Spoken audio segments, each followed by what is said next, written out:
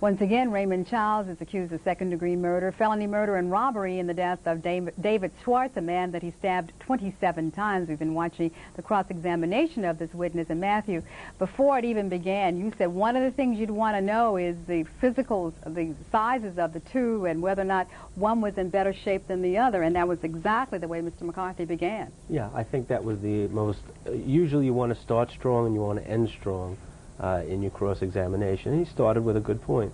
But what about after that? Because there were some things that you thought maybe you were wondering where he was going. And was it because, did you have your defense hat on at that time, or what? No, I'm impartial here, and I'm looking at it, I think, as an impartial observer. I have no stake in it, so I can afford to be objective.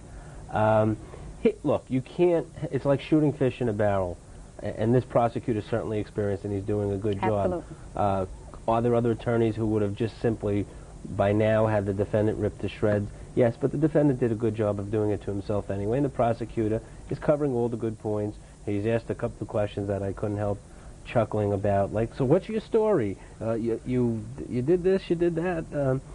He's doing a good job, and, you know, the defendant may have stabbed Mr. Schwartz 27 times, but by taking the stand, he shot himself in the foot a couple of times, too. Absolutely. What about objecting? What perhaps even if you don't have a valid objection, but just to throw Mr. McCarthy's rhythm off and perhaps kind of give your client a reprieve right on the witness stand. Well, sometimes you want to object and let your client know why you're objecting. Why you're objecting, and almost indicate to him, objection, he's not letting the witness answer the question, objection, and if the client is in tune with his attorney, he may be able to resurrect himself.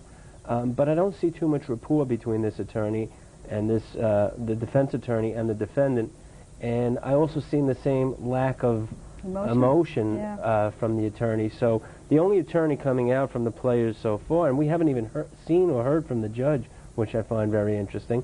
The prosecutor has the righteous indignation. He's just finding the whole story incredible. He's, you know, flailing away at the witness, and ultimately he's going to chew him up, spit him out, and you know, it's... Why did you say you hadn't heard from the judge and you thought that was incredible? What did you expect to hear? Well, there have been no objections in the direct or the cross.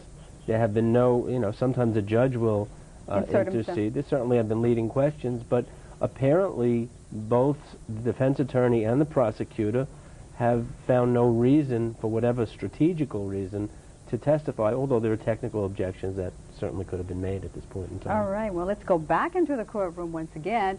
Mr. McCarthy is continuing his cross-examination of Raymond Childs.